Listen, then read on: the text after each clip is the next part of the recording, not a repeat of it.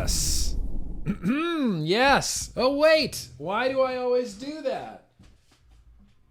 I always, my lighting that I use in my studio here is battery powered. And so I don't turn it on generally till right when the stream starts because I want the batteries to last the entire stream. But anyway, hello everybody. Welcome back to another edition of Tuesday Bro Tuesday. Show that used to be a live call-in show, and it might go back to that someday, but right now there's just too much stuff going on to try to deal with a live call-in show right now. We're going to be talking about a lot today. We're going to be talking about Bloomberg a lot today. We're going to be talking a little bit about Trump and his, we annoyed him. We annoyed the crap out of him. And I think if we can annoy the crap out of Trump, then we have the numbers, the power, and the ability to annoy the crap out of anybody we want to. And I'll take that as a win. I'll take that as an absolute win. We were so focused for so long on just Trump. Like everybody was tweeting at Trump and sending emails to Trump and calling the White House and calling Trump and just really sticking in his craw. And oh man, we really stuck in his craw. Yeah, Katie, no hat. I got a haircut and I was just feeling pretty fresh and clean. So I just decided, look, let's just go with this. Let's just say goodbye to a hat for a little bit. We're also going to be talking about the World Health Organization a little bit. Man, they're going quite off the rails. They are going quite off the rails. There's just a whole lot of news to cover today, and that's really what we're going to be talking about. I've got some articles that I wanted to read. We're going to have a little bit of story time, a little bit of reading time with GrimmGreen. I guess the first thing that I want to say right out of the gate is just a quick little announcement. Just a quick little announcement to my regular viewers. The Thursday vlog this week will be shifting its time slot from Thursday. So this is Thursday. It's gonna be shifting its time slot from Thursday, to Friday at 4:30. The vlog this week will be on Friday at 4:30 California time. The reason for this change is purely selfish and purely nerdy. The season premiere, the series premiere of Star Trek Picard is happening this Thursday, right smack when I should be vlogging. And my real good friend, Jerry, hit me up. He's like, we're all getting together. We're going to watch Star Trek Picard. We're going to eat pizza if you want to come hang out. And I said, I want to do nothing more than go hang out with my buddy from high school, mind you, Jerry, to go watch Star Trek Picard, and that's what I'm doing. Like that's literally what I'm going to be doing this Thursday is watching Star Trek instead of vlogging. But like I said, one more time, the vlog will be on Friday at 4:30 p.m. this week. Just one day, California time, West Coast time, left coast time, whatever you want to call it. Addie Tooney, you just wait. I will be reading you a story. GrimmGreen, how is your health? I'm doing as good as I can, an advocate for liberty. I see you there. Thank you for coming out, by the way. Doing pretty good, really trying to care about myself is a real bizarre thing. One lesson that I've learned pretty recently, and this was discussed on the Dogs Barking in the Distance podcast, which if you're a patron, then you already got the podcast. If you're not a patron, sorry, you don't get the podcast. It's a podcast that me and my wife do, but I'm talking about self-care and how it kind of means different things to different people. And one of the things that self-care means to me is being a little bit easier on myself. I'm just trying to be not so hard on myself. I don't know why I hold myself to this high standard, but I'm trying to be a little bit easier on myself, and that has kind of made all the difference. My boss is being much less of a dick in the last few weeks, and it's really been a very enjoyable experience. Blood pressure is still high. working on getting my blood pressure down. I exercised today. I went jogging, well, running for a little bit, then mostly jogging, and then that kind of turned into a walk, into a crawl, into like a, why did I decide to do this? But I've been getting my exercise. I've been lifting weights, been trying to get myself, reducing the harm in my life. That's what this is all about. This is all about reducing the harm in our lives. And we can do that personally. If you decide you want to reduce the harm, you should do it. And if you don't, then don't. Then you don't. And you live in America, and you cannot reduce the harm in your life as well. The one thing that I know that we don't need is billionaires trying to run our lives for us. We got off track somewhere as a country. There used to be a time when we would be upset, like we were at Michael Bloomberg, for trying to control too much of our lives, trying to take away our liberties, trying to take away our freedoms. We're just not there anymore. We seem to, for some reason now, just embrace big government and embrace, these politicians saying, no, you can't do that. And we just go, oh, okay, politician, I guess I won't do that now just because you told me to. Really bums me out. Really bums me out. A walk that turned into a grim army crawl. Death bait RDA, still not a thing. Still not a thing. I haven't yet rescued, but that doesn't mean it's not in my mailbox. There's a very good chance it could be there, and I'm going to be headed there tomorrow to get whatever packages I have. I really appreciate that, Rescue E-Liquid. Very much appreciate that. As far as what I've been vaping, the Proton Mini Kit, like crazy. Still that Falcon 2. Still this. This is like my end game setup. I don't usually do a vape buffet for Tuesday Bro Tuesday, but Aspen Modco Monarch with my original recipe recoil. This is just literally all I want to use. All I want to use. It's loaded up with Boule Bolo. It's just all I want to use. It's what keeps me off of traditional combustible tobacco cigarettes.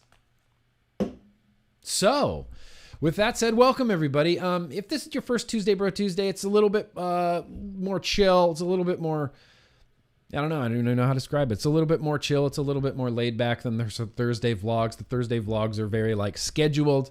This is very much not scheduled. We do the super chats kind of as they happen. So if you have any super chats you want to throw in there, feel free. They'll get read as they happen. And I guess we're going to start off talking about Bloomberg, aren't we? We just got to start off talking about Bloomberg. And I alluded to this a little bit earlier, but there used to be a time when we, as American citizens, we took things like freedom and liberty very seriously. They're staples of what makes this country great, in my opinion. They're staples of the Constitution. It's liberty and justice for all. Not liberty and justice for some, and not liberty and justice for those that Mike Bloomberg deems worthy enough to have liberty and to have justice. So when Mike Bloomberg was the governor of New York City, he really went a little bit overboard. And I'm gonna post. I'm gonna show you this picture right here. This is just the picture of the day right here. Let's put it right here, right over my ugly face. The Nanny. Yeah, the Nanny.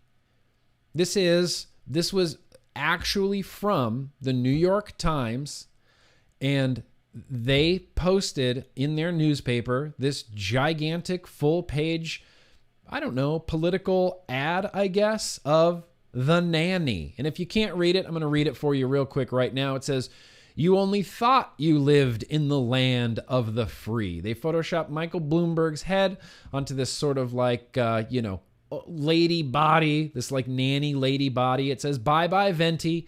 Nanny Bloomberg has taken his strange obsession with what you eat one step further." And I mean, just listen to how critical it is. All Bloomberg wanted to do, and I guess he thought he could pull it off. He could probably pull it off now. That's crazy to me that's where we are as a country, that he could probably pull this off now and it wouldn't be super people wouldn't be hypercritical of it.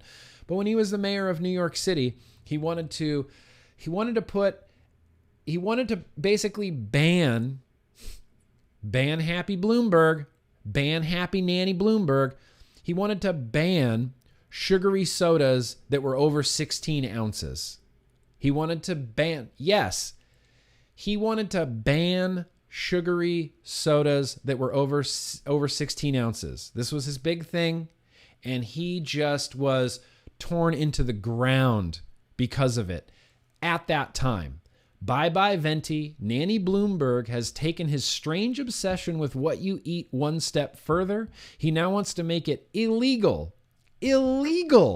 straight up crime to serve a large soda. A large soda.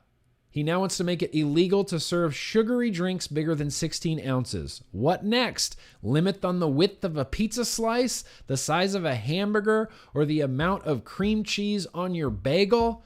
Yeah, it's a slippery slope when a tax and ban Dem wants to tax and ban everything. And this is something that we kind of talked about a little bit on the Regulator Watch live stream with Bent Stafford. If you haven't had a chance to watch that yet, watch it. There's a podcast version of it as well. But we had some pretty great discussions about things like that, about how the government, there's that old saying, do you remember that, Chris Mixworld? I remember that too. And I remember everybody was angry at Bloomberg because he was attempting to just legislate what you can do, like what you can eat, what you can drink. I mean, that is crazy overreach. Could you imagine? And Bloomberg now talks about, oh, well, California, that's the shining example of the United States. Every state should try to be more like California. You know what we call California? You know what people outside California call California? Yeah, a nanny state. Shining example to the republic should be California. Nanny state, California. They call it Commifornia sometimes, and I don't necessarily agree with that, but that's what they call it, Commifornia. People used to get upset about stuff like this. And I think now he might be able to get away with it. But once upon a time, people got really upset. And it's true. If you give the government an inch, they will take a mile. But they don't take the mile all at once. It's a slow buildup. Because the idea is that you keep giving them an inch and they'll end up with a mile because you're just giving up little things at a time, right? Like this could have passed. If this had passed, people would have gone, oh, okay, well, I guess that's the law now. And we can't sell sugary beverages over 16 ounces. There's your little inch, right? But what happens next when Bloomberg says, again, you get 1/2 an ounce of cream cheese on your bagel. That's it. Too much obesity in the world. People are lactose intolerant. That's too much cream cheese on your bagel. Here's another inch. Now, the government has more inches than you do because we keep giving them little inches that eventually add up to a mile. And when they do things like in Hawaii or Minnesota, I believe it was Minnesota, Wisconsin, not Minnesota, Wisconsin, where they levy this huge tax on e-cigarettes, humongous tax on e-cigarettes to what? What was their reasoning? Well, to keep down youth vaping, right? We need to keep youth vaping. Huge tax on it will deter the youths. Levied this humongous tax on it. Turns out it didn't deter any youths. And they said, well, that didn't work. So now it's going to be a flavor ban. That's them taking their mile because they're not going to undo their mistake from before. They're going to leave the tax there, even though it's not effective in accomplishing their goal. They're just going to leave the tax there and then pile on some more regulations. And if that doesn't work, you get piled on some more regulations. That's the only solution that the government has the ability to come to, is either tax it or ban it. And that is Mike Bloomberg in a mother effing nutshell. Unbelievable. Let's look at the nanny again. I just like looking at this dumb picture of Mike Bloomberg's stupid face, the nanny. You thought you lived in the land of the free? Well, you don't, because Mike Bloomberg has money and influence. Mike Bloomberg he's anti-weed, he's anti-gun, he's anti-vaping, Those three things alone, sorry, Mike Bloomberg, you're never going to get my vote. Ever. I could not imagine voting for Mike Bloomberg because he has no official party ties. He's running as a Democrat now, but he was a Republican when he was the mayor of New York. He has no political affiliations. All Bloomberg wants is power. Power.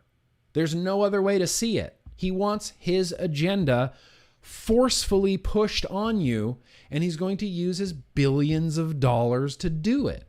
$160 million he dedicated to eradicating flavors in vape products. Again, deciding what you, as a free American citizen, deciding what you get to put in your body. What you get to put in your body. That's unacceptable to me. Mike Bloomberg, that is unacceptable to me. So let's take a look real quick. Completely unacceptable to me. Let's get through some of these super chats here. There was some more up here that I missed. Trey Watt, very gracious of you. Yo to you, my man. Welcome to the Cool Kids Club. Yo. Got another one here from The True Vapor. Hey, Nick, what's the best way to contact you regarding the Vaping Misfits show? Also, Nick, keep up the hard work. Yo-yoy. Well, if you're a yo-yoy, hit me up on Patreon. I'll get back to you literally as soon as I possibly can. That's actually the best way to get a hold of me. If you're a patron. If you're not, it's nick@grimmgreen.com, and that inbox is just overflowing with a big old dumpster fire. Big old dumpster fire. Katie, is that true? I can't imagine that that's true. Katie Kipling in the chat says, he legit wanted to ban cannoli? Like, what the fuck? Cannoli is delicious. Yeah, cannoli is delicious, but cannoli's not great for you. McDonald's isn't great for you. Burger King isn't great for you. Eating a 4-ounce steak every night isn't great for you. But I don't want any of those things banned because we live in the United States of America, where you have the freedom to be stupid, where you have the freedom to make poor decisions. You have the freedom to eat a cannoli. You have the freedom to eat cannoli every night of the week if you want to. You have the freedom to eat cannoli for breakfast, lunch, and dinner for the rest of your life if you want to. And I don't think any government official or Bloomberg can go, well, that's not really good for you. I don't think that that's really good for you, so that's illegal now. What you were doing, I know you were exercising your right as a free adult American and being able to eat whatever you want. You can eat McDonald's every night of the week if you want to.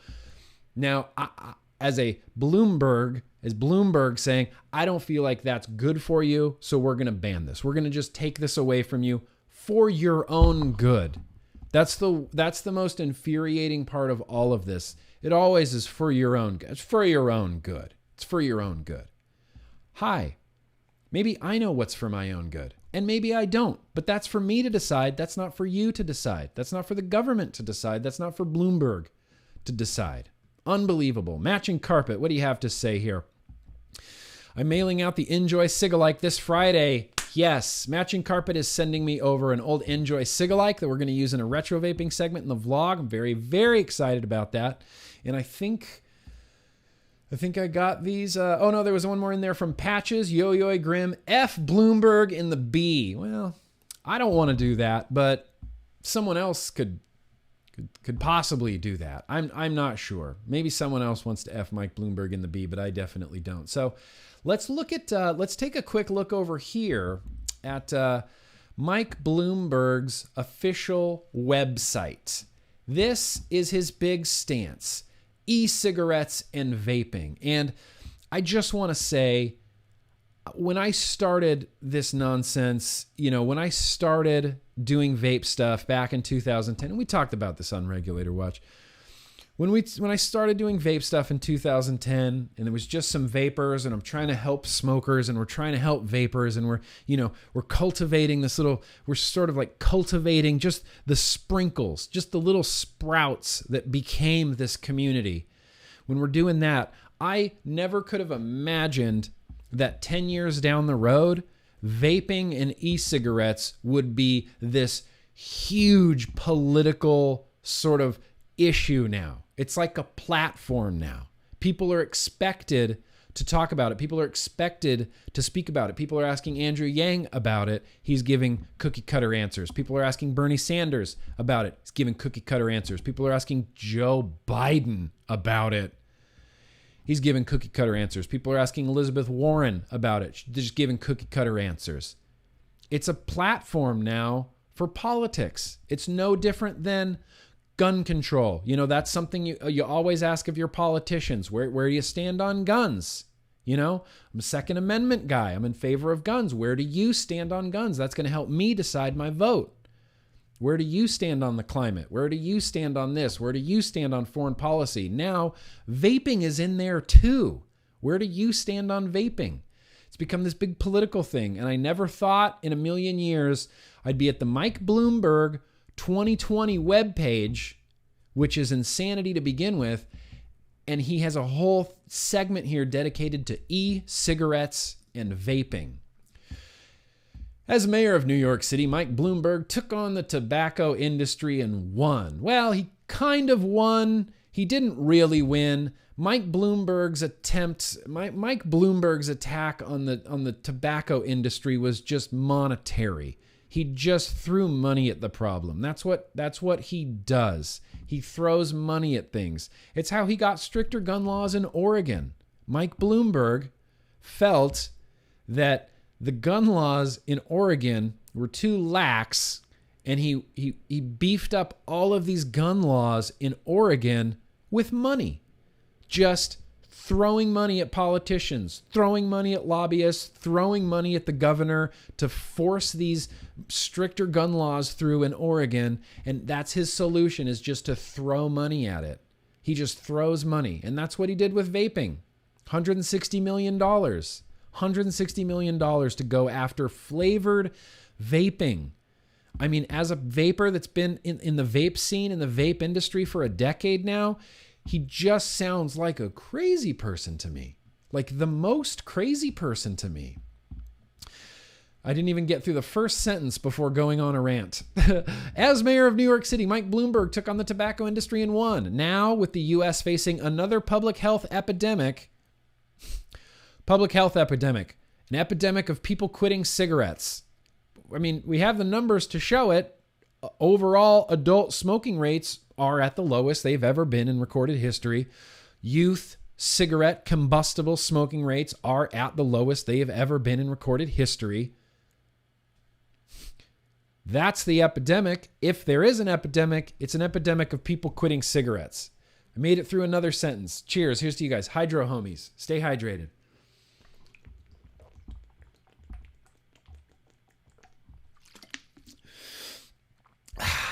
More than 5 million middle school and high school children used e-cigarettes in 2019, and Mike is taking action. So that number is obviously obscenely exaggerated. That's not daily use. That's ever tried. That's not daily use. So he's presenting it in just a real smarmy way to begin with. Today, 97% of minors who use e-cigarettes report that they use flavored products. He threw that 97% of minors in there. The reality is that less than, what was the number? 75% of youths don't vape. 75% of youths don't vape. So of the ones that do vape, 97% of those minors who use an e-cigarette reported that they use flavored products. More specifically, they reported that they used mint and menthol. Those were the flavors that they use. Mint and menthol. Flavors are familiar to children and serve as a way to lure kids to the product. Exposure to nicotine, which is highly addictive, can have significant repercussions on kids' brain development. While the Trump administration has promised action to protect our kids, again, got to protect the kids. You got to protect the kids at all costs. At any curtailment of liberty, any curtailment of freedom, you must protect the kids, and we will accept it willingly. You must protect the kids. They have backed away from their promise to ban all flavored e-cigarettes. As president, Mike Bloomberg will make vaping a public health priority and ensuring the industry is no longer able to target children and peddle their dangerous products. It just sounds like you're living in an alternate dimension. It sounds like you're living in an alternate dimension where they care more about cigarettes and protecting big tobacco, because that's all that this does. When you go after flavored vapor products under the guise of helping the children, all you're doing is helping Juul, and all you're doing is helping big tobacco. You're just eliminating their competition, Mike Bloomberg. That's all you're doing.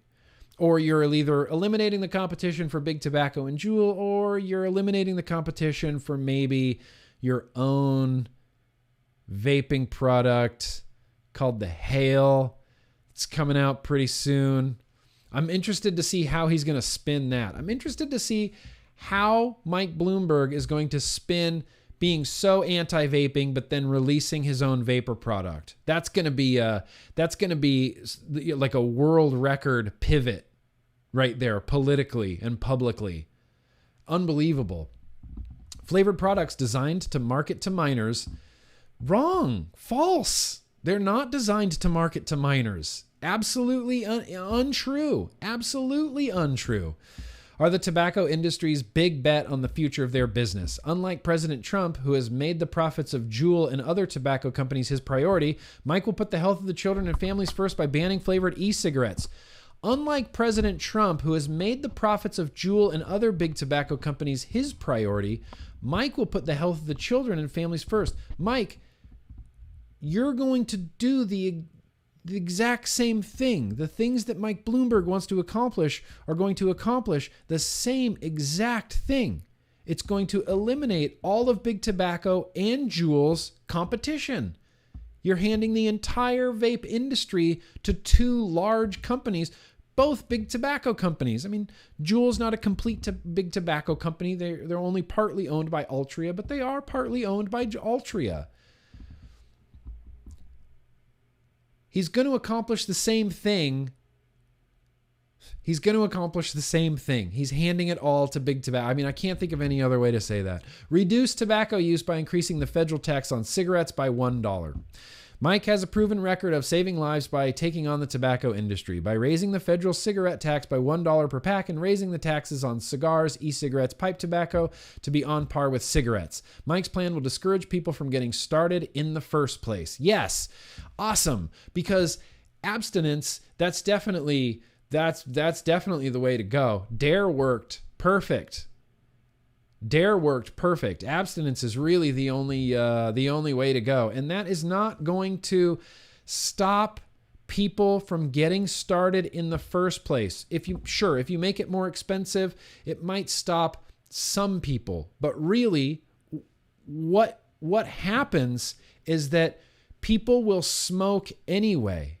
If you raise the taxes by $1, people will just pull that dollar from somewhere else. People, when I was a smoker, I would make sure that I had cigarettes.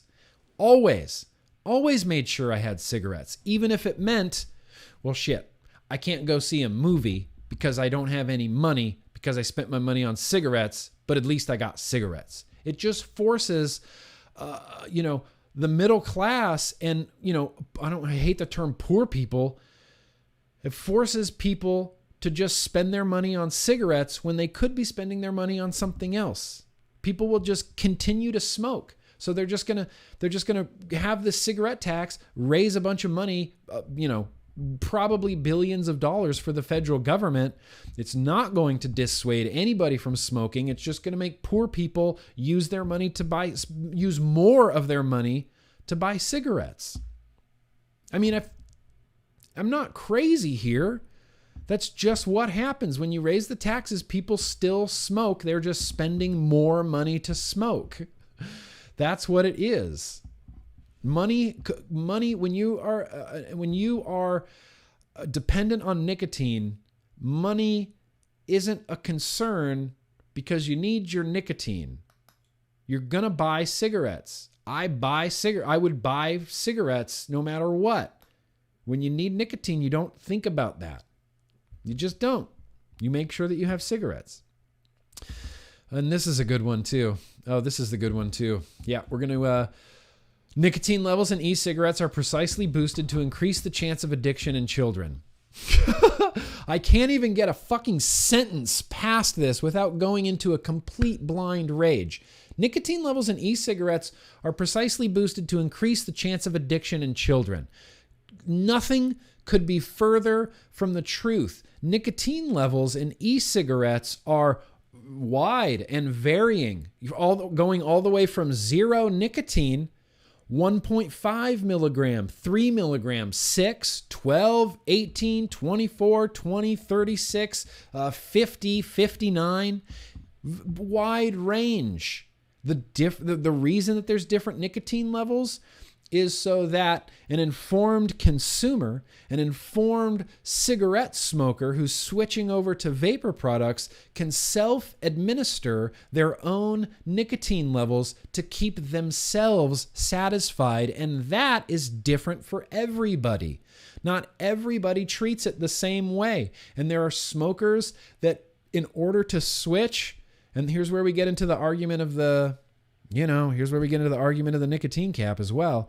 Some smokers need that high nicotine. They just do.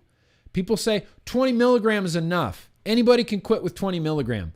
Not anybody can quit with 20 milligram. Some people, albeit maybe a smaller segment of smokers, but some people need more nicotine in order to make that switch. You have smokers that have been smoking cigarettes their whole lives.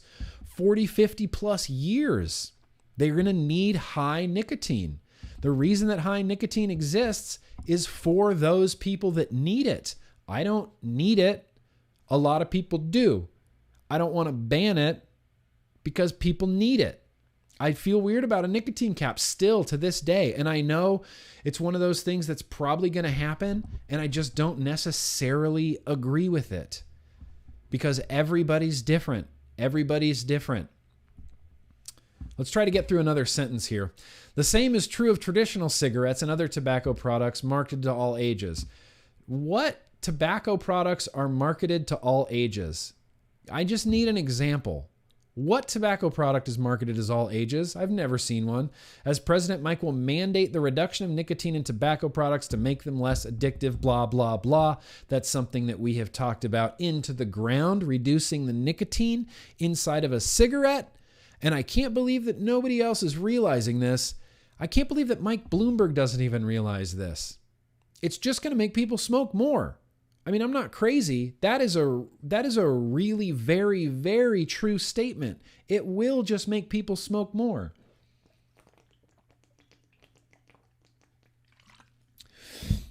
Yeah, well, I used to be a pack-a-day smoker, and then they lowered the nicotine in cigarettes, and now I'm a 2-pack-a-day smoker. I just need to get nicotine that satisfies me, and instead of smoking 1 or 2 cigarettes on my break to get enough nicotine, now I smoke 4 or 5 cigarettes on my break to get enough nicotine. Went from a 1-pack-a-day to a 2-pack-a-day smoker just by lowering the nicotine. Make it easier for smokers to quit. The government should help people quit tobacco and nicotine.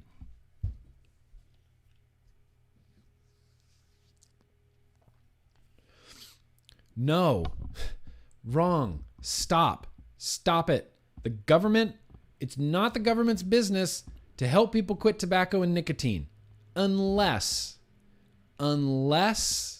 like in the United Kingdom, when they have universal health care, unless it's in the government's best interest to keep their citizens as healthy as possible in order to not incur the costs of caring for sick and dying smokers, then the government should do it. And then the government should use vaping to do it exactly like they're doing in the UK. In the United States, I personally do not feel it is the government's job to help people quit smoking. I don't think that falls under their jurisdiction. I think we should let free Americans be free Americans. And if they want to pick up smoking for some reason, God damn it, you're a free American, smoke. I wouldn't recommend it. It's real bad. I mean, real bad. But if you want to, Welcome to America. Smoke, drink, eat McDonald's every day. In America, you have the freedom to be stupid and make bad decisions. And that's something that I will always come back to because that's the America I want to live in. Sorry, you guys, these Tuesday Bro Tuesdays, they just get a little bit political. And I'm not trying to put anybody off. You know, this is a gates open, come on in kind of thing. This is the open marketplace of ideas. I'm not going to shit on you if you voted for Trump. I'm not going to shit on you if you voted, or if you want to vote for Bernie. We're just discussing. There's just discussions happening, and that's all it is. I'm not trying to force political, talk on you or at you or anything like that. I'm just putting information out there. You can listen, you can absorb it, you can change your mind, you can not change your mind. That's what's great about all of this. I don't think it's the government's job to help people quit tobacco. I don't think it's the government's job to help people quit nicotine. I don't think it's the government's job to help people not drink alcohol. I don't think it's the government's job to help alcoholics. That's why we have things like AA and independent things for helping people. We can help each other. We don't need the government. Okay, here we go. As president, Mike will make health insurance companies cover counseling and cessation medicines for smokers trying to quit. I have so many problems with every single sentence. I'm not going to go on a rant there. I was going to go on a rant there about a politician forcing private companies to do certain things. You're going to cover this. You're going to do this. That's not the way it's supposed to work, but apparently that's the new normal now, so we're just going to accept that. These services will be provided without copays, prior authorization requirements, or limits on the duration of treatment. Mike will also require the FDA to expedite the approval of improved smoking cessation products through its Center for Drug Evaluation and Research. Expedite the approval of improved smoking cessation products. It couldn't possibly be the smoking cessation product that Mike Bloomberg himself is planning on releasing, along with Bill Gates. That's why I use Apple. Along with fucking Bill Gates. Get the facts. Mike has a favorite saying: in God we trust, everyone else bring data. To tackle the smoking epidemic, we need to get the facts. The irony of this is not lost on me. We need to get the facts. As president, Mike will restore and increase funding for data collection on smoking and vaping in America. Well, damn it. Do it, Mike. Do it, Mike. Get all the facts. Look, we're not against facts. There's not a harm reduction advocate or a vape advocate on the face of the earth that is going to tell you to not look at facts. We're begging people to look at facts. Begging politicians to look at facts. So yeah, Mike, in God we trust, everyone else bring data. 100%. 100%. Bring the science, bring the facts, bring the data. Still, you're going to ban flavors. It doesn't mention anything in there about actually following the data or using the facts to, make evidence-based legislation on, a continuum of risk, comparing vapor products to deadly cancer-causing, COPD-causing, emphysema-causing cigarettes. I'm getting too ranty. This is stupid. I need to chill out a little bit. What's my heart rate right now? I need to calm down. I'm trying to keep that blood pressure low, GrimmGreen. Hydro, homies.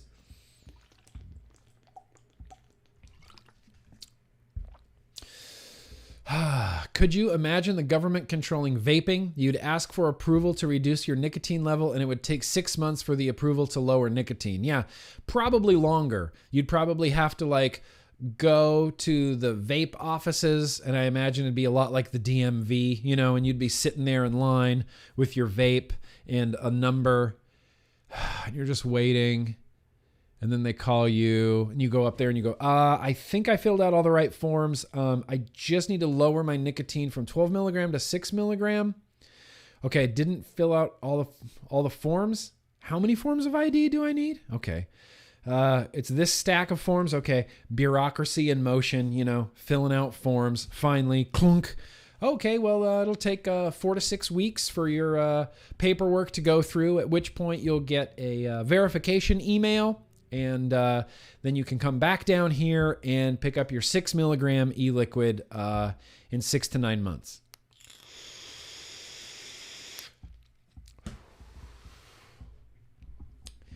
My only real hope now these days, no, let's not get there yet. Let's talk about my hope at the end, because we still need to talk about Trump. We still need to talk about the CDC backpedaling. As both a mayor and philanthropist, Mike has led the charge against tobacco companies and their dangerous products in the United States and around the world.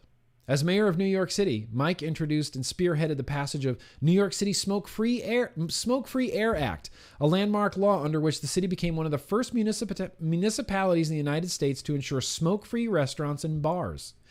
Paired with higher cigarette tax, free nicotine patches, and public awareness campaign, the results were remarkable.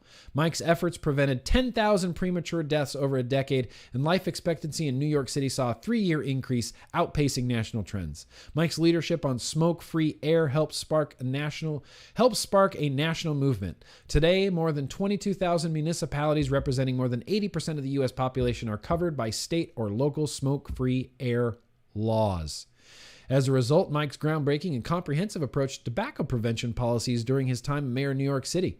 New York City's adult smoking rate dropped from 21.5% in 2002 to 16% in 2012, as a 26% decline. So I don't know how Mike Bloomberg can take full credit for that. There's just no way that vaping didn't have something to do with that.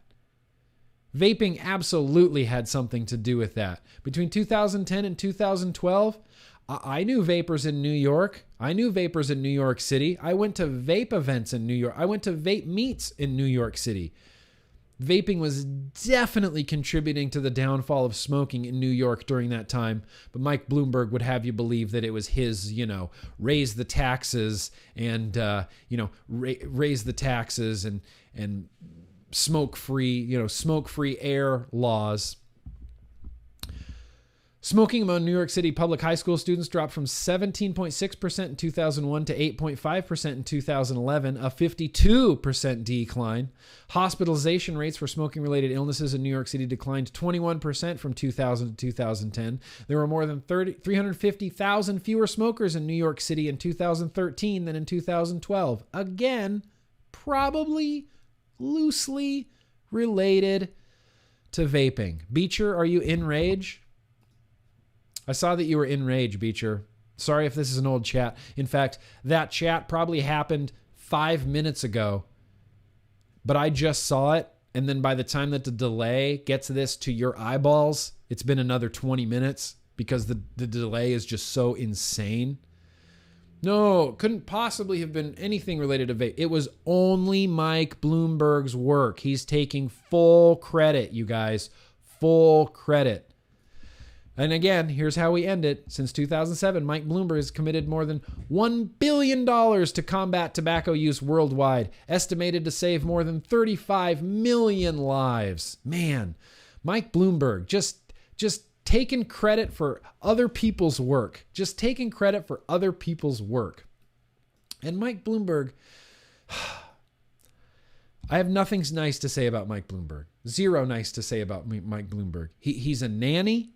He'll always be a nanny. He'll always be about control, and he'll always be worried about what you're putting in your body, and he wants to save you from that.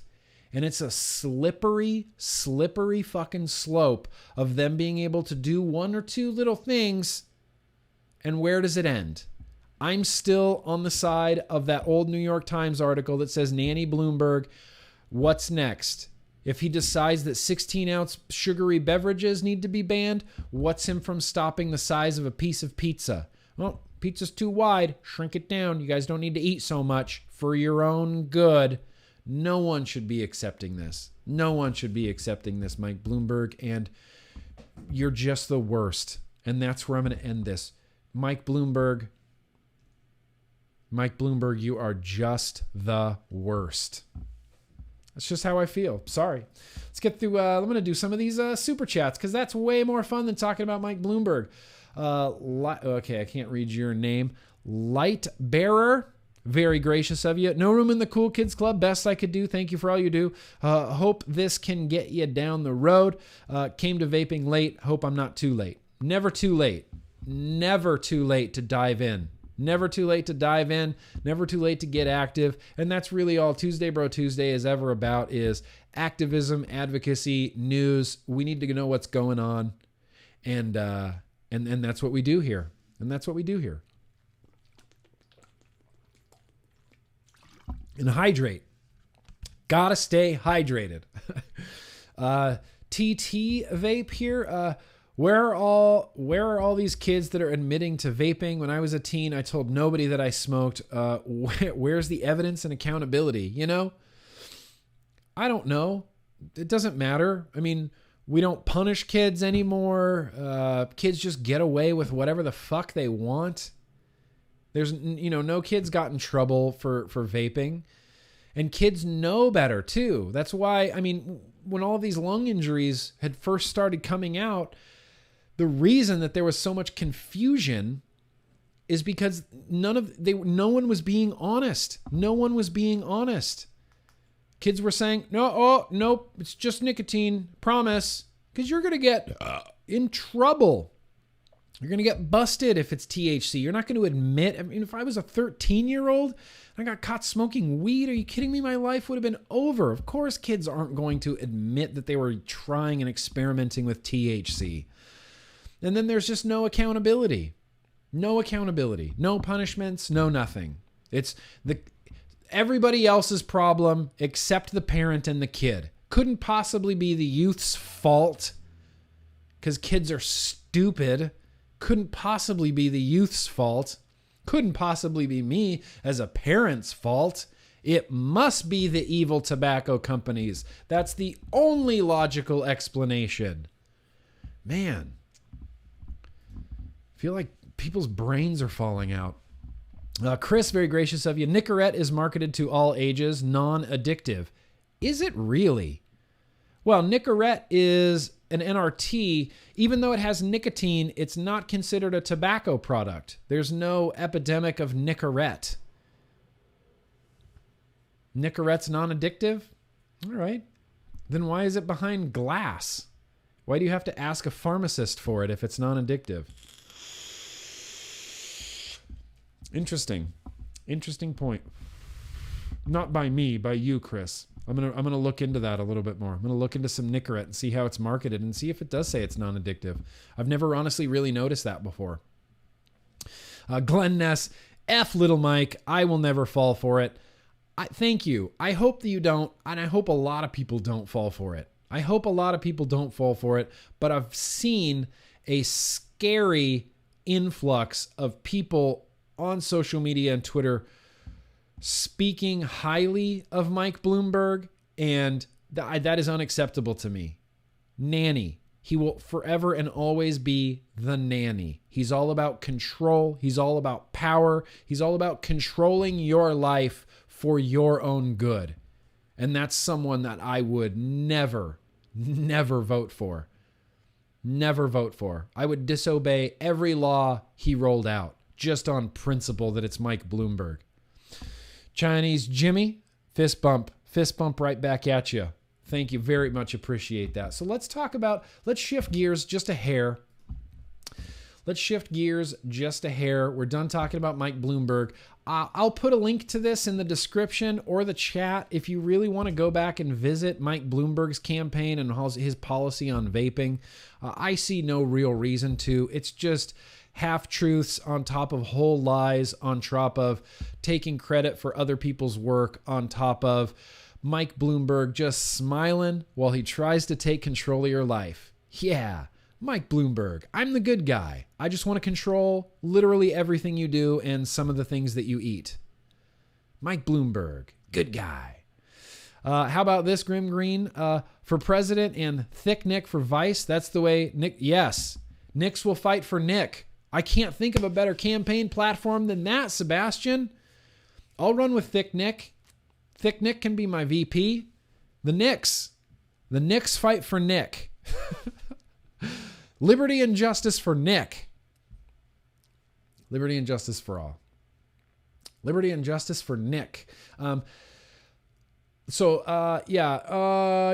going to read something else about Bloomberg, but this is a big, long article that I don't really want to read. It's one of those articles where they just keep conflating lung injury issues with nicotine. They casually mention, there's, these flavors are getting kids hooked on nicotine vapes. And in the very next sentence, vaping is responsible for these 50 deaths in America, like without even skipping a beat, just lie to lie, just one after the other. I don't know who can you trust mainstream media in America right now? Can you trust it? I feel like Donald Trump was kind of giving us a little bit of a warning with the fake news.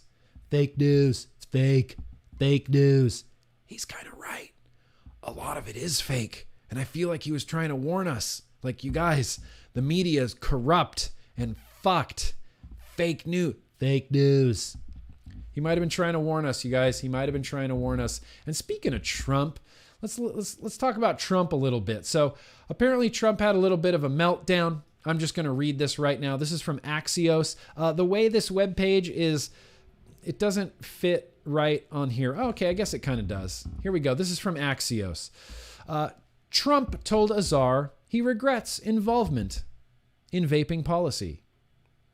This is where I want to pat us on the back. I want to pat all you guys on the back. I want to pat myself on the back a little bit. Every advocate gets a back pat. Everybody that's been on Twitter, you all get back pats for this. This is the result of us trying to ruin Donald Trump's life, just trying to ruin his day. President Trump told his health secretary yesterday that he regrets getting involved in the administration's policy on vaping. According to two sources familiar with the conversation, quote, "I should have never done that fucking vaping thing," Trump said during an impromptu call on speakerphone in an Oval Office meeting. "I should have never done that fucking vaping thing." Why it matters. The administration's ban on flavored vapes is one of its most prominent health policy decisions, but trying to find a compromise between public health groups and the pro-vaping community caused massive political headaches.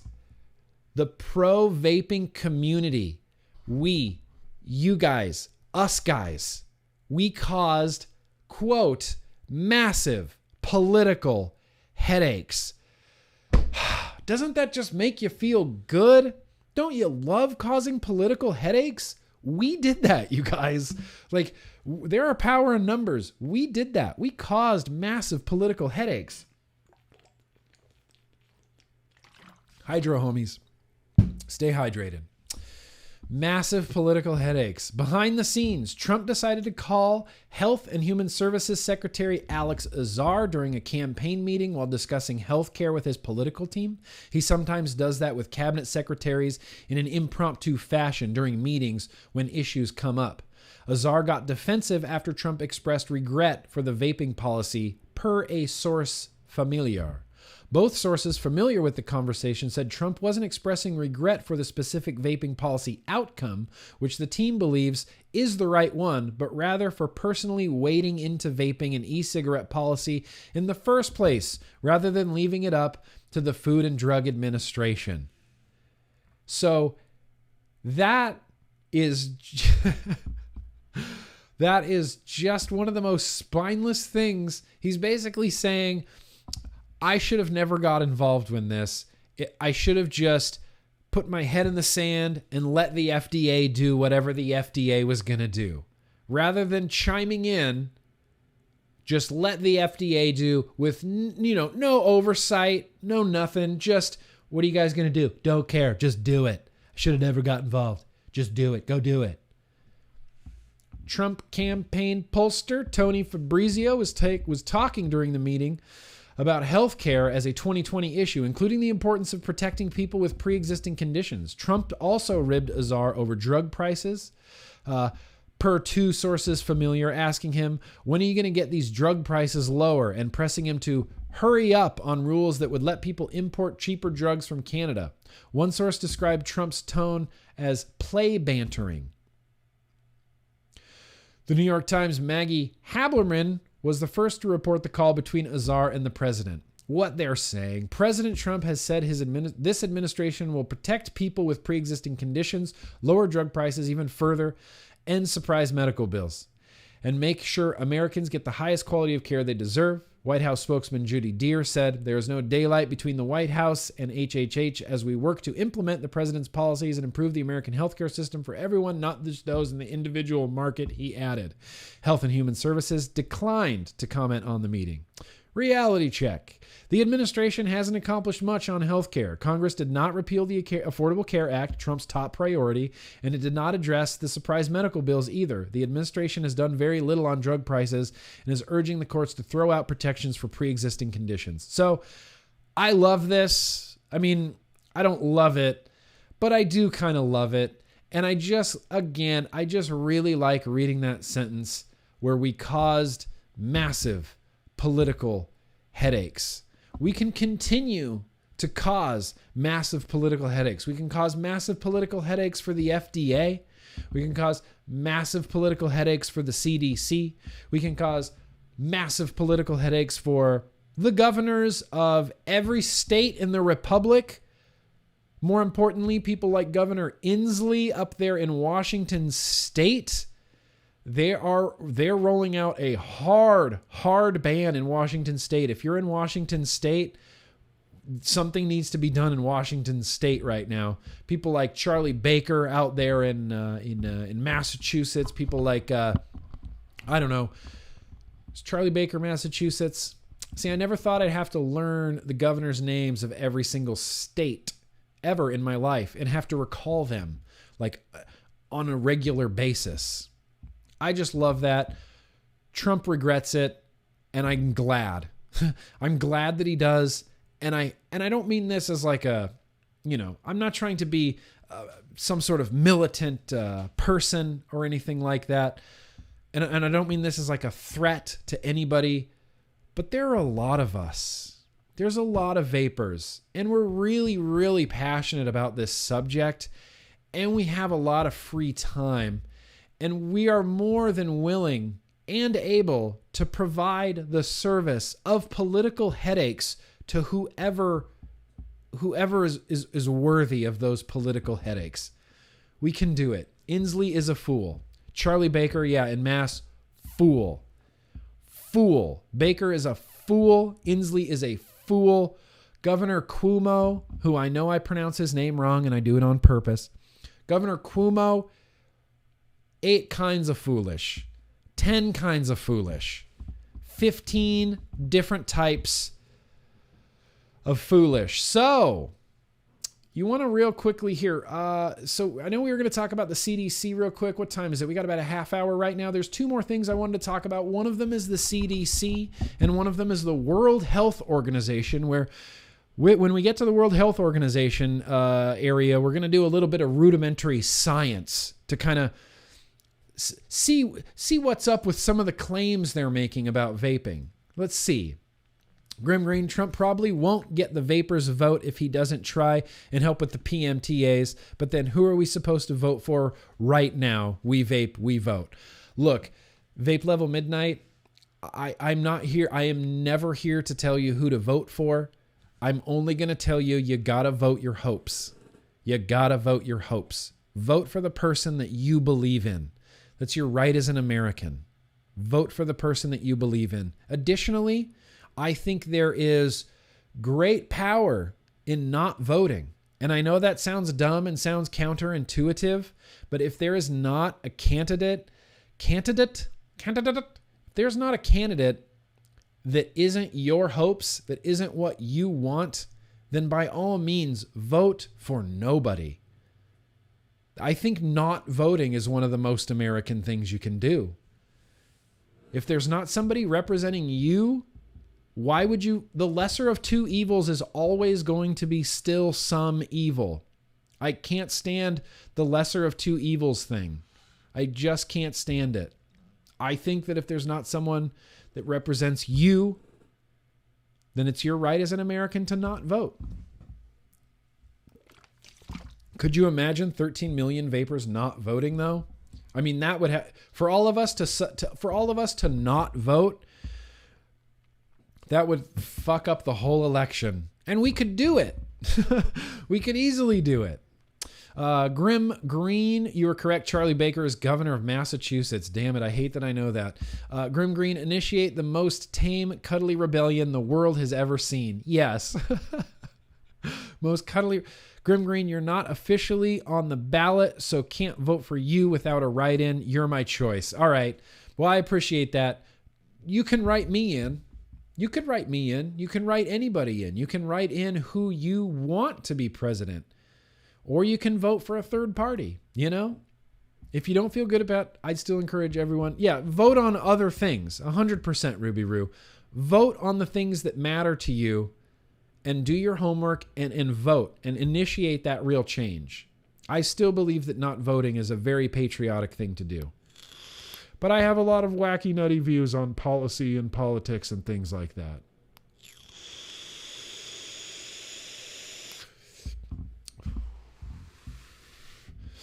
I know. And yes, Vape Level Midnight said in the chat, I understand that, but aren't we supposed to be united in our vote?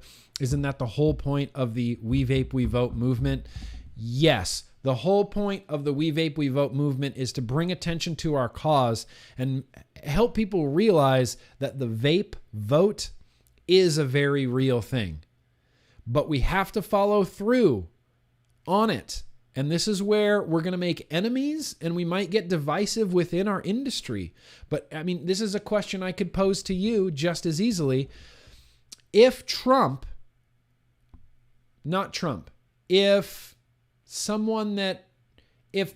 Elizabeth Warren, someone I'm not super fond of, Elizabeth Warren, not a big fan of Elizabeth Warren.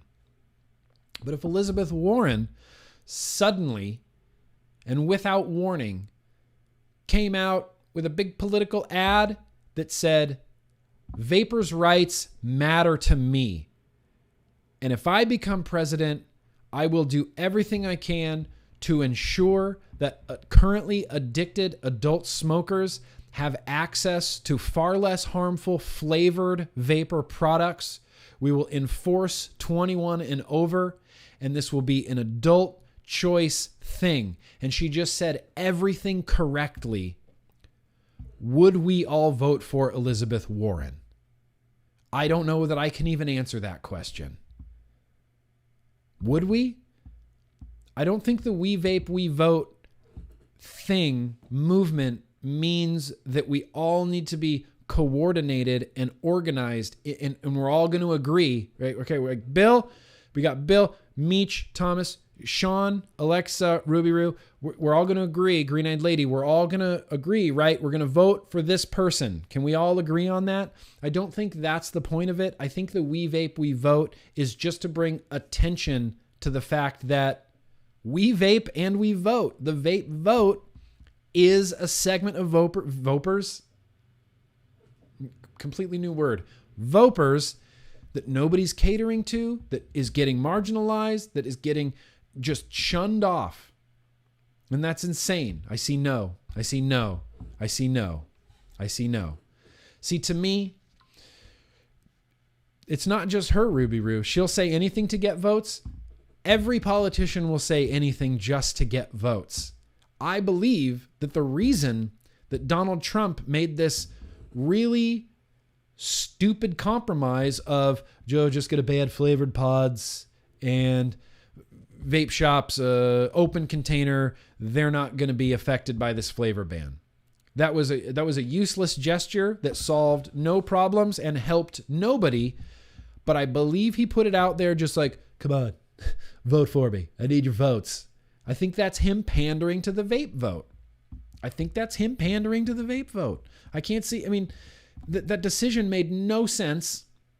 Doesn't benefit anybody. Still doesn't solve the issue of the PMTAs. It does nothing and accomplishes nothing. But I think that he thought that we would go, oh, okay, well, now I'm going to vote for Trump. Voper? Yeah. It's the vape vote. The vape vote. It's a Voper. We vope, we vope. That's what our new hashtag we vope. Hashtag we vope. I wouldn't believe a thing either. And honestly, and look, you want to get real political here? I watched the last Democratic National, the debate, the last Democratic debate.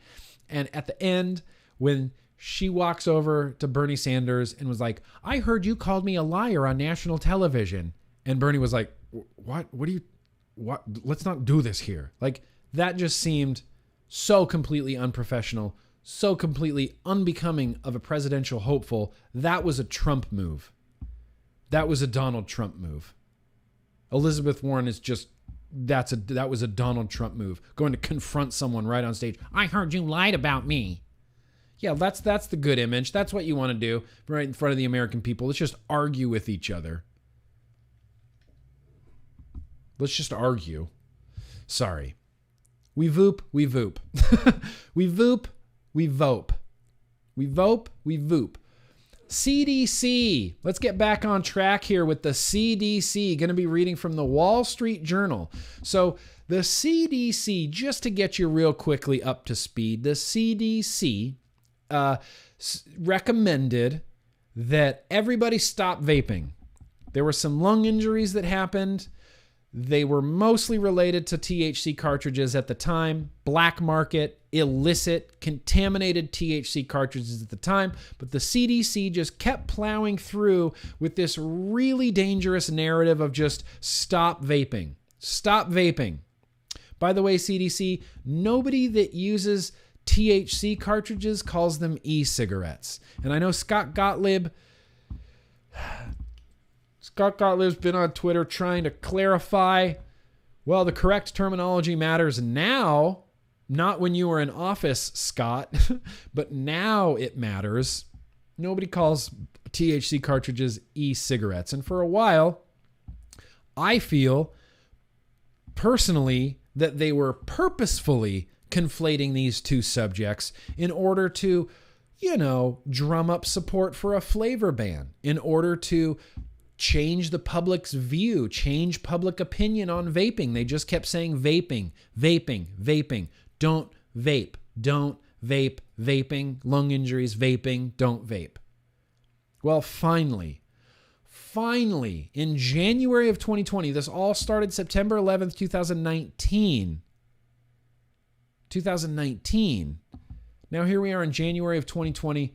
CDC has finally started backpedaling. I'm going to be reading from the Wall Street Journal today. The U.S. Center for Disease Control and Prevention has removed language from its website recommending that people consider refraining from vaping altogether during the investigation into lung illnesses linked to the practice, the agency confirmed on Friday. This change is part of a continued narrowing of a broad recommendation in September that people stop vaping due to the outbreak of severe lung injuries. Most recently, the agency focused its warning, saying that people should stop vaping THC, the psychoactive ingredient in cannabis. That is one news media nonsensical thing that I wish would just go the fuck away. Who doesn't know what THC is? Anybody? Does anybody not know what THC is? Every time you see THC printed in an article, they always add the psychoactive ingredient in cannabis. That's the bad thing. That's the reefer madness thing in cannabis. But consider refraining from vaping altogether if they were concerned about the illnesses. The CDC removed that recommendations from its weekly case update on Thursday this week, while still recommending that people should not vape THC. Since the beginning of the outbreak, evidence has increasingly linked the sudden explosion of vaping-related illnesses to a substance called vitamin E acetate, an oil sometimes added to dilute illicit THC products. 100% of the cases investigated by the CDC were related to illicit contaminated black market THC cartridges. For months, the CDC purposefully conflated these two issues together and people died. This could have been stopped and prevented so early on if people like Jerome Adams just told the fucking truth. If the CDC just told the truth, they could have actually saved lives, but they hate vaping nicotine so much that they were okay just dragging this out and letting nicotine vaping take the fall for these lung injuries without any clarification to the citizens, without any clarification to any consumers. They hated vaping so much that they just let it go on. The agency said that former smokers using nicotine e-cigarettes should not go back to smoking, but should contact their healthcare providers if they need help quitting tobacco products, including e-cigarettes, as well, if they are concerned about the illnesses, the CDC said. Youth, young adults, and pregnant women should not vape or use e-cigarettes, the CDC said. Yeah. CDC got something right. They got a thing right. Youths, young adults, pregnant women should not vape or use e-cigarettes. Sure. I mean, that's whatever. That's a thing. Exactly, Bill Richards. Exactly. Bill Richards in chat brings up an excellent point. Leafly warned a year ago that this was going to happen.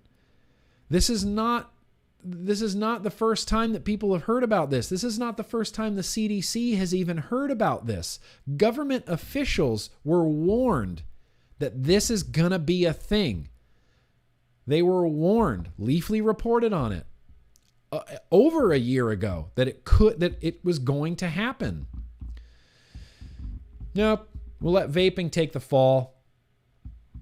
I know. Can you believe it? False flags. Like, this is the first time in human history that the government has been shady and withholding information. And all I can see, the CDC just is the state. That's all they are. I don't like the state. I say F the state. That's me. F the state. There have been 2,668 hospitalization cases of the vaping-related illnesses as of January 14th, and at least 60 people have died, the CDC said. Hospitalizations have slowed since peaking in September, but new cases and deaths are still being reported. As available scientific evidence has accumulated and incident EVALI, e-cigarette or vaping-associated lung injury cases have continued to decline, recommendations were refined to reflect the best available scientific evidence and to best protect public health, Brian King, the chief science officer of the CDC's vaping-related outbreak response, said in a statement. The available science shows that vitamin E acetate is strongly linked to the EVALI outbreak. Not just strongly linked.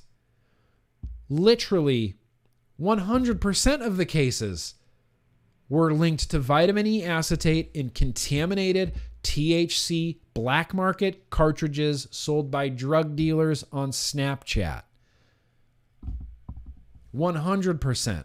None of it had anything to do with nicotine vaping. Zero of it did. And I'm thinking about reaching back out to, you remember when I was on In Focus, California, and I had to sit there on TV with that doctor who was just giving me the riot act, giving me the same regurgitated rhetoric that we've all heard 1,000 times. And I went on there and I said, no, I have no issues with vaping because none of these lung injuries are related to nicotine products.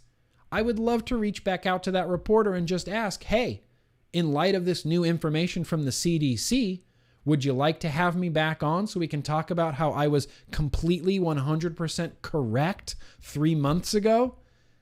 Way more correct than the doctor that you had on? I'd love to have her back on too. Let's discuss this again. Let's open this pit up. Let's talk about it. Let's talk about it. I'll try to do it. I don't know. Honestly, I don't know. Doesn't really matter. Don't really care. So the CDC, backpedaling all over the place. All over the place. And they did it. I hate to even think this way. I feel like it was completely intentional.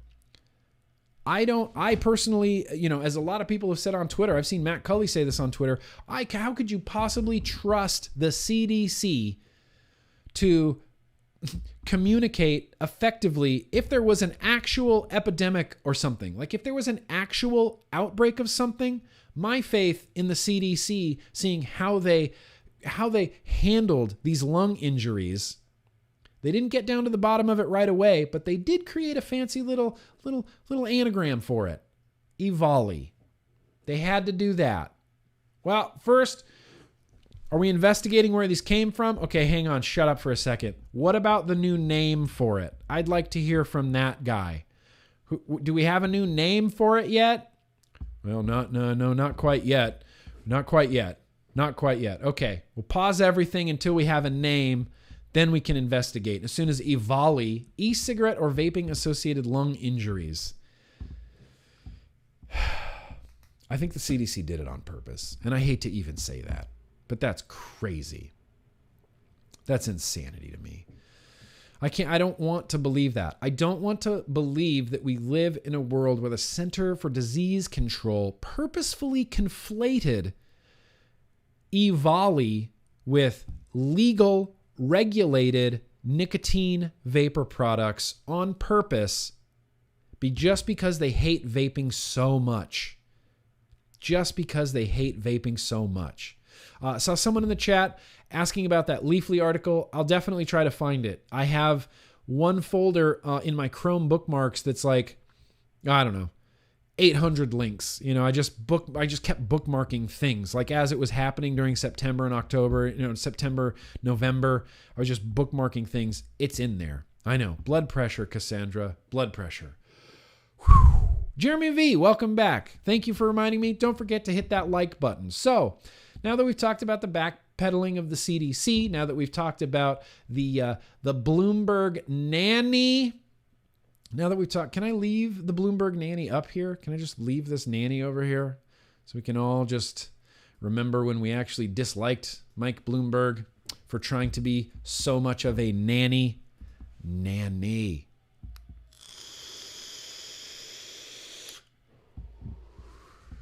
Now, hydro.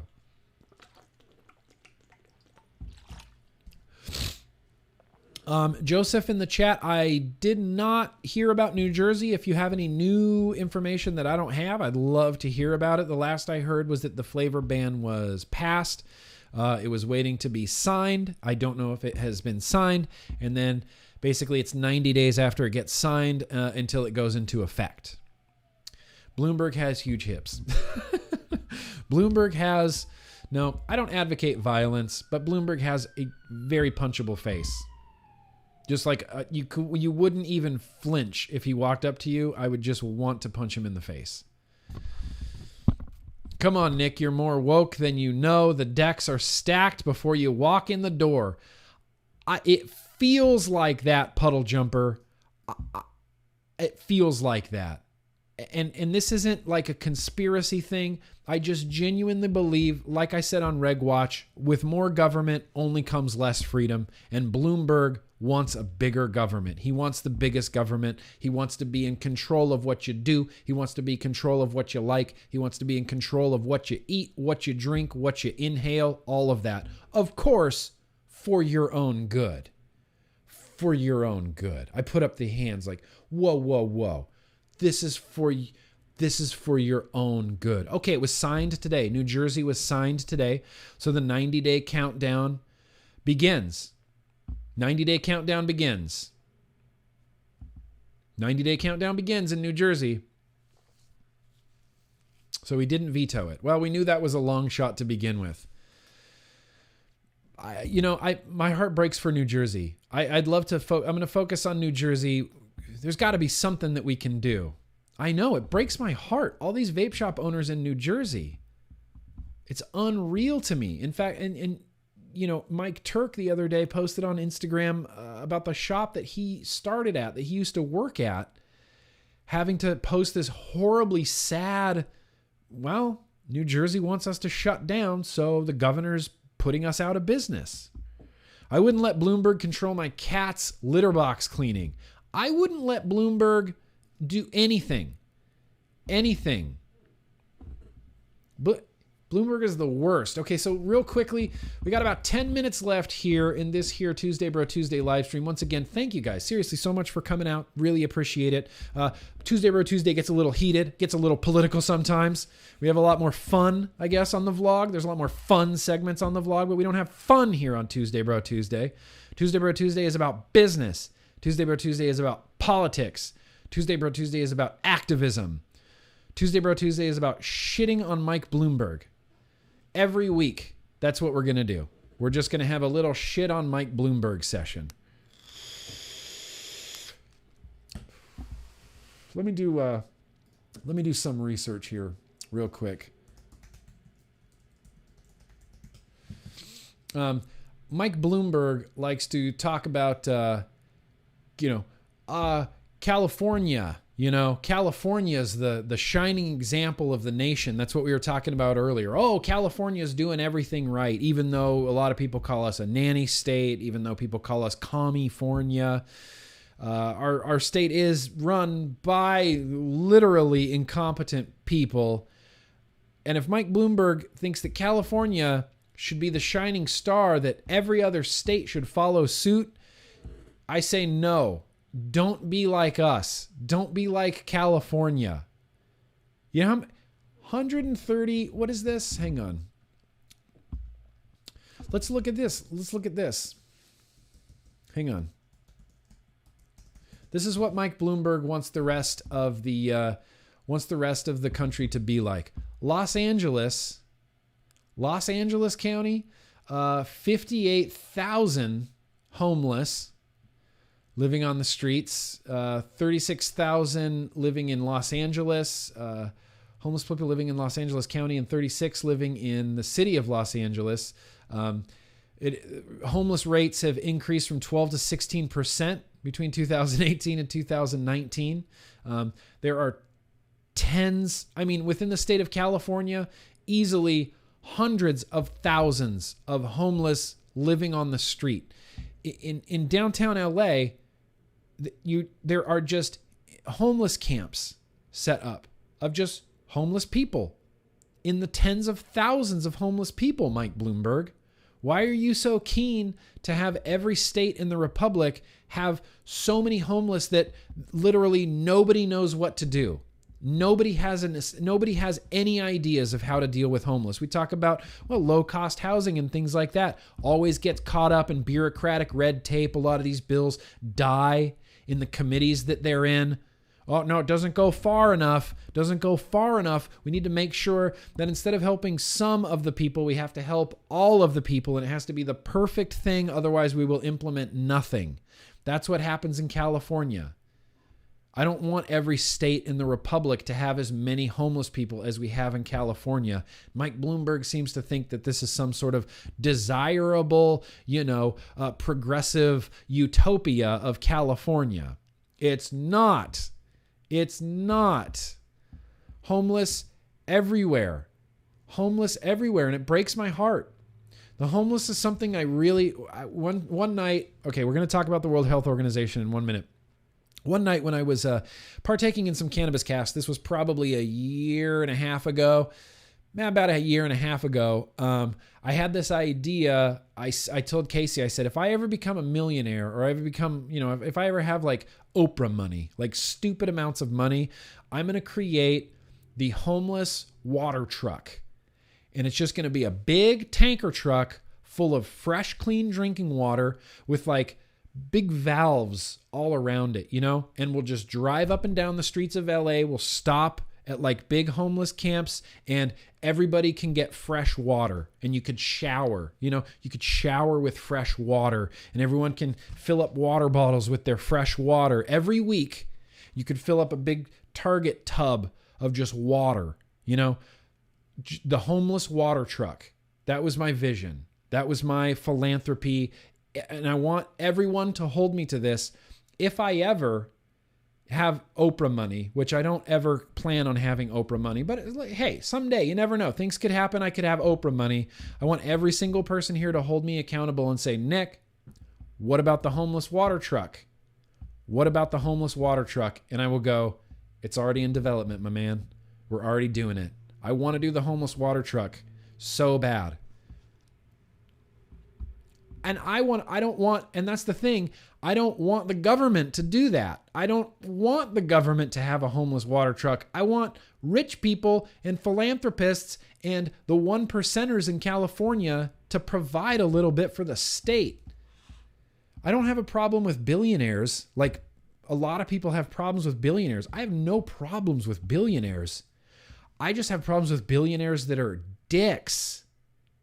When you're hoarding all that, like Jeff Bezos donates what? Oh, $1 million to the wildfires in Australia. $1 million, Jeff Bezos?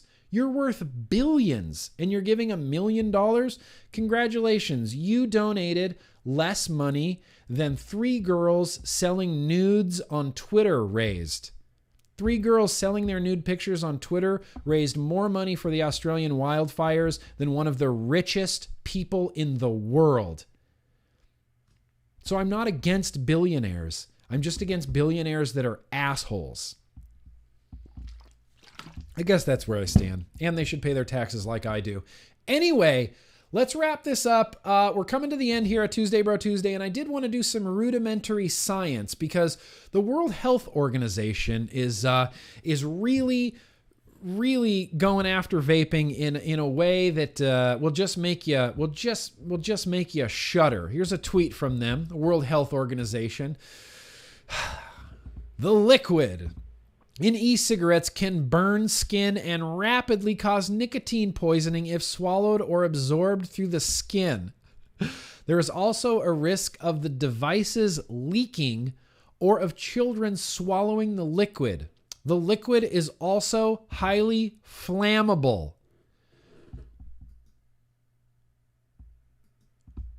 Okay, let's count. How many things did they get wrong? The e-liquid in e-cigarettes can burn skin. Wrong. It can rapidly cause nicotine poisoning if swallowed or absorbed through the skin. Wrong, kind of. That's the thing. It's not just a yes or no answer. It's a complicated subject that requires a complicated answer. So that statement is partly true, but not completely true. Because the liquid, if it has no nicotine, cannot cause nicotine poisoning. And there is 0 milligram e-liquid used in e-cigarettes. There's 3 milligram e-liquid used in e-cigarettes. I don't think 3 milligram would cause nicotine poisoning, would certainly make you sick. You would probably throw it up before you could consume enough nicotine to actually get nicotine poisoning. But let's move on from that. Or absorbed through the skin. Not true at all either. Definitely not true at all. You would need really, really high concentrations of nicotine. You would need to be a DIY mixer and handling 100 milligram bottles of liquid and, without wearing rubber gloves, and it could absorb into your skin. So again, that statement, half true, not completely true. There's a risk of the devices leaking or children swallowing the liquid. Sure, that's true. The devices leaking, I don't feel like is a health hazard. Children swallowing the liquid obviously should be 100% never happen. That's why we have child safety caps on every bottle of e-liquid in circulation right now. Didn't need to be federally mandated, didn't need to be state mandated. This was the vape industry self-regulating with child-proof caps. That's why we have child-proof caps. And if child-proof caps are good enough for things like detergent, then child-proof caps are good enough for things like e-liquid to keep kids from being able to open them. And then the last one here, this is my favorite. The liquid is also highly flammable. The liquid is also highly flammable. So let's just real quickly in the last 1 minute of this live stream, let's prove the World Health Organization wrong. I have a bottle of e-liquid that, according to the World Health Organization, is highly flammable. So I have a plastic GrimmGreen coaster here. I'm just going to dump out some liquid. I just want to make sure that that's getting on camera. There's some liquid dripping right there. And I have a lighter from MedMen. We're going to try to light this on fire. I don't even know why I'm trying this, because I know it's not going to work, because we know that nicotine isn't flammable. We know that propylene glycol is not flammable. We know that vegetable glycerin is not flammable. Those are the ingredients in e-liquid. And if the ingredients separately aren't flammable, I don't think that the ingredients together are flammable. Maybe it needs to be like in a mist or something, right? Maybe it needs to be in a state that e-liquid would never really be in. Maybe it needs to be in a spritzer bottle, and then you could hold up a lighter and go, and it would do it, but it won't, because it will just put out your lighter. The vapor itself is definitely not flammable.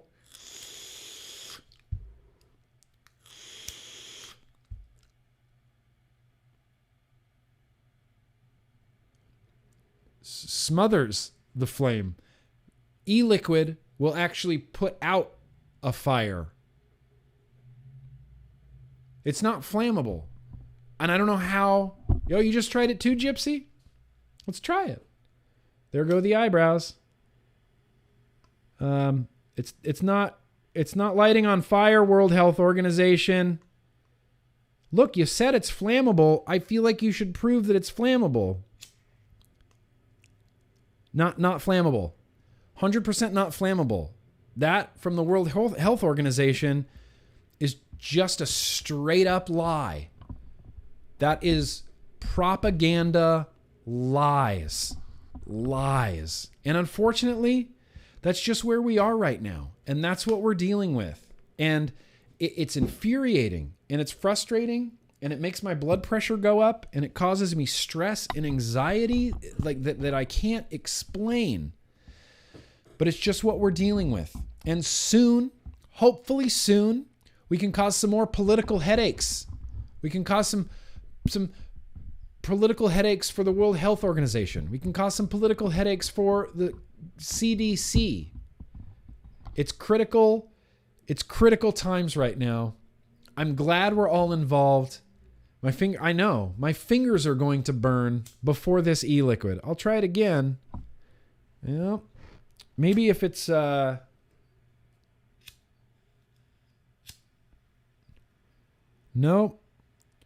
It literally just won't light on fire. And I mean, it's in there. The fire is on this e-liquid and it's still not flammable. So the World Health Organization should hashtag quit lying. Maybe retract that statement. I didn't know that people were just making shit up now. Oh, it's flammable. It's flammable. Is it? Just with one sentence, you've managed to change the molecular composition of vegetable glycerin to make it somehow flammable, even though it could never possibly be flammable. Lies. We're dealing with lies. We're dealing with propaganda from big media. We're dealing with propaganda from the state. We're dealing with propaganda from Mike Bloomberg. And it's just enough to throw your respect. Yeah, exactly. There goes your respect for the World Health Organization. Exactly. We need to. What did Siegel say? What did Mike Siegel say? Was it Mike Siegel? Not Mike Siegel. Clive Bates. What did Clive Bates say? We need to erode the credibility of the myth-making machine. The media, the CDC, Bloomberg, the World Health Organization, myth-making machines, half-truths, and whole lies. And it's enough to make you crazy. So, we live to fight another day. We keep fighting. We keep fighting in New Jersey. We keep fighting in Washington State. We keep fighting. I cannot not fight. I cannot not fight. That's all I can say. That's all I can say. So we're going to go ahead and wrap up this here Tuesday, bro. Tuesday. Thank you guys for coming out. Bloomberg can go to hell. That's it. No more super chats. So we're going to go ahead and end this Tuesday, Bro Tuesday live stream again. Thank you guys. Seriously. So much for coming out. I say this all the time, but there are strength in numbers. We really pissed off Trump, and I get the sneaking suspicion that we could do a lot and we are going to do a lot. And I believe in us. I believe in you guys. I believe in this vape community. And that's all I have. Rebellions are built on hope. Rebellions are built on hope. Louder, we vape, we vote, no prohibition. We are the revolution. Anyway, thank you guys again. One more time. So much for coming out. Really appreciate it. Don't forget that the vlog will be Friday. If you see anybody asking, just tell them. Nick said Friday, 4:30 p.m. Friday. That's the time slot for the vlog just this week. Thank you all for coming out. Nothing but love and respect to all of you.